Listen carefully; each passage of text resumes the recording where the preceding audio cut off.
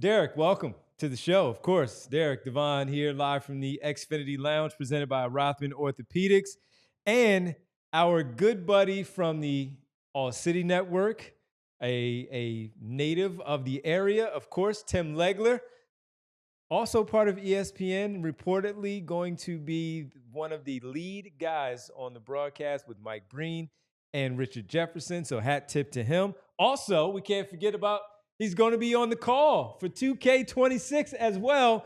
So big stuff for Tim Legler, one of the best three-point shooters in the NBA during the time that he played. And he's a LaSalle grad as well. With that, we figured, let's talk about the best three-point shooters in Sixers history, because while he did not play, the local ties are there. So, Derek, let's talk about the best guys in Sixers history, three-point shooting, like Tim Legler. By the way, Tim Legler, not too shabby, in the 95-96 season, 52% from three-point range in 77 games for the Washington Wizards. Also won a three-point title at All-Star Weekend as well. So let's run through a few. Who's your first one that comes to mind? So I'm not I don't know.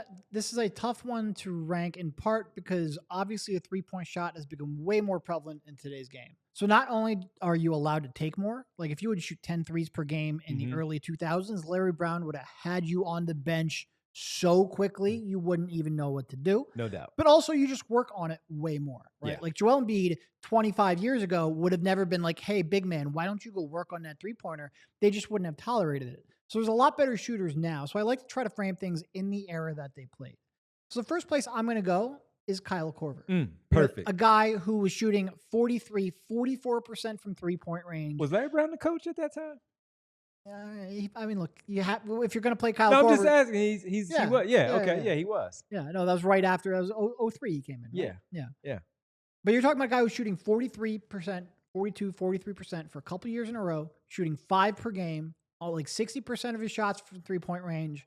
And the way he could get them, it could be, his footwork was perfect. Unbelievable. Like coming up in transition, getting his base set, coming off of screens, relocating. Like he was I think a pretty early example of what the game would become. And he was just a terrific, terrific shooter. He was a fantastic shooter. You knew how good of a shooter he was when Allen Iverson would just simply have a good look, but pass to him a rookie, as a second-round player that was acquired via trade. I don't even know if that was for cash. I think they just bought it. That was cash that Billy King paid for Kyle Korver. That's how good Kyle Korver was. I agree with you on that one. My next one would be Hersey Hawkins, man. All-star in the Sixers uniform. Played with Charles Barkley. The 88-89 season was his rookie year, all the way up to the 92-93 campaign. He played 79, 82, 80, 81, 81 in those games, man. He was a starter right from the get-out because of that ability to shoot the basketball. Hersey Hawkins, his best season with the Sixers, his rookie year. He shot 42%, which was 4.28. So I always like to round those off. He was a 43% shooter on, yes, only 2 attempts, man, but he was that dangerous as a three-point shooter. For his career in the Sixers uniform, the 5 years that he was there, he shot 40% from three-point range as a Philadelphia 76er. He then went on to play for the Seattle Supersonics, the Charlotte Hornets, and the Chicago Bulls, so on and so forth. But, man, Derek, he was that good as a three-point shooter. Kyle, well, I was just going to say, if we use your math where we round everything up, then he hit that 40% threshold every year of his Sixers career. Now, granted, every year. 2 of them were 39.7%. That's all right. But we're doing Devon math. He hit 40% every year of his career. Amazingly consistent. Fantastic. And he's a guy who, like, if he played in a different era, like he shot, I think for his Sixers career, he only took 2.9 three-point attempts per game out of 14 field goal attempts. He's taking If he played nowadays, he'd be shooting 6 or 7 per game easily. Easily. What player would you look at him right now? And we do the comps and all. It's just more of the translating that player to this era. Who is that? Is he upgraded from a JJ Redick role? Is he Klay Thompson? Had a little more off the dribble than JJ. I believe he did. JJ wanted a durable handoff. Yeah. Hersey was a little more like, I'm going to dribble off of that screen and launch one. So yeah, he's a tough guy to put into a perfect bucket. Yeah, I can't But think. man, I don't think he wonder would have who been that built would way be. better for this era. But he's taking 6 to 7 Yeah. a game. Yep. Yep, Absolutely. easily. Yep. Especially because he was playing heavy minutes. Yeah. Like for him to be playing 38 minutes per game and shooting like 2 In threes the per regular game. Like, season. come on, did you not realize that those are worth more than the 2-pointers? And he's shooting 42%, and you're like, Yes. no, only take 2. Yeah. We don't want those extra points. I agree. Who you got next? Ugh, killed me. Yeah, who you got next? So, there's a couple here that are certainly recent examples. In like someone like Robert Covington or Danny Green. I'm not going to put them up there just because the diversity of the shot wasn't enough.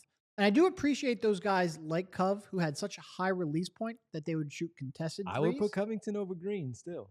No, I think he, because of his willingness to take a contested three, Yeah. that was especially early on in his career. And that Rob's was not putting the ball incredibly on the valuable. floor, and you don't want Rob putting the ball on the floor. Please don't. No. Shoot, No. pass. Totally That's different. It. That's totally different. Who you got?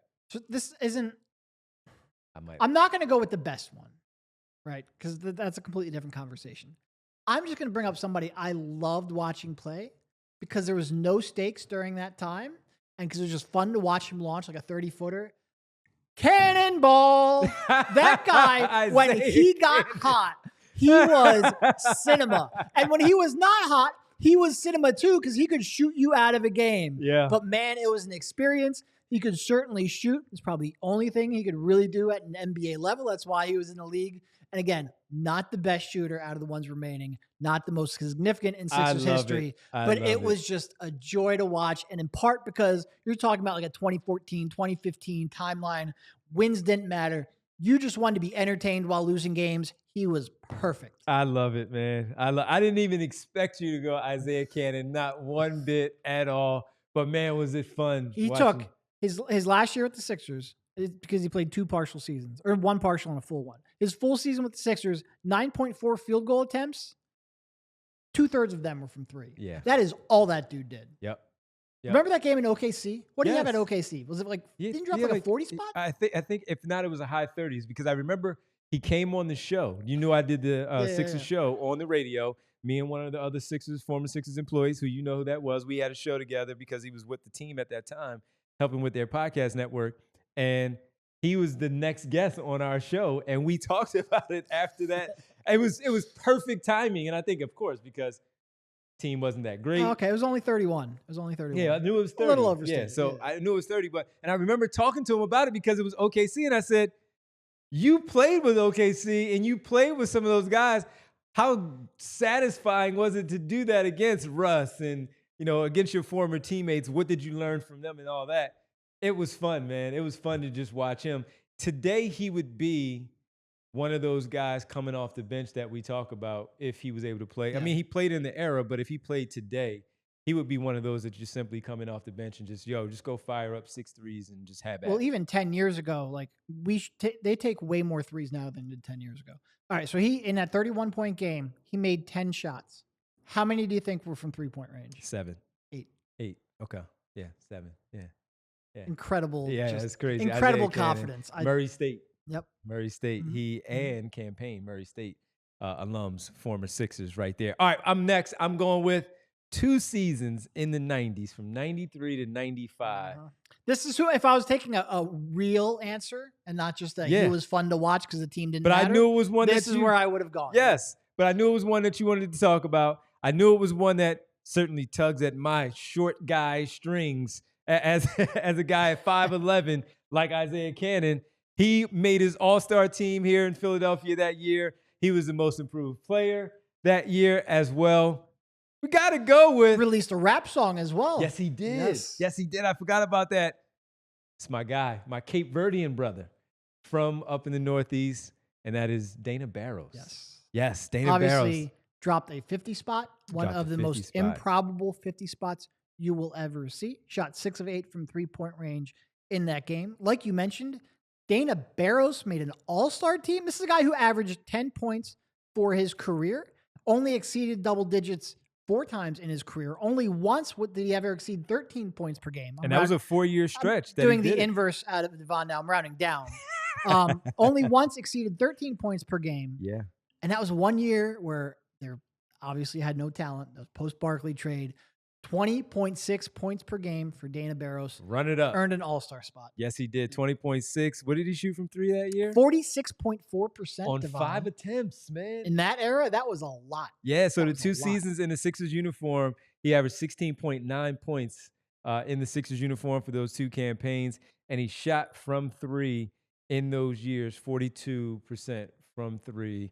And Dana Barros, shout out Dana Barros. Let's get one more in. You have one more? All right. So this I think breaks the spirit of what we were talking about, because Mhm. it's not supposed to be like not just stars, but not even really like high level guys. Like, and JJ wasn't a star. JJ was a high. No, JJ He was a high level. JJ was a star in in his a sense role, of name recognition and role. So I think JJ was a star, but not an all star. Even though he kind of was in those was close a conversations couple with years, the Sixers. Yeah, where JJ should make an all star team, maybe, because they were still at the top of the Eastern Conference.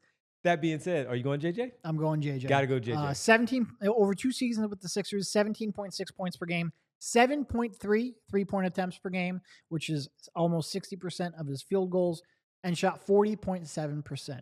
And what to me made JJ special wasn't just that he could shoot.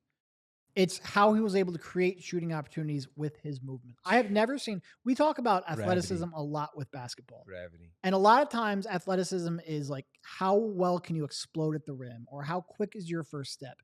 It's not very often we talk about athleticism in terms of like balance and footwork and, you know, your ability to contort your body midair.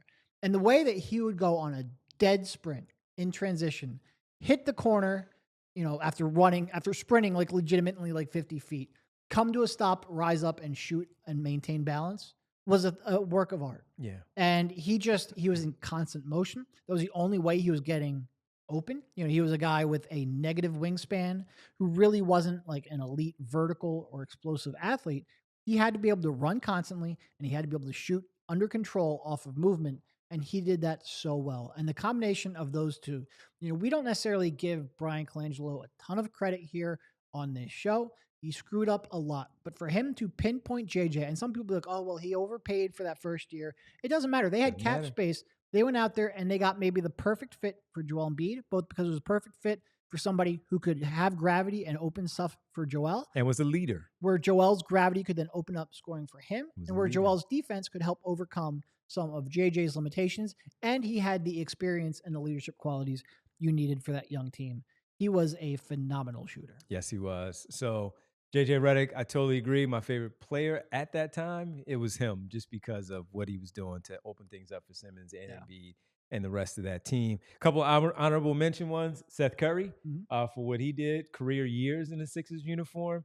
From three, where he shot 45% in 57 games. In 2021, we know about the whole the break there that they had because of the health stuff going on. And he also shot, I think it was 40% in that next year, but he had career years in scoring. 15 points per game was a career high in scoring. That was next to Joel Embiid, Seth Curry.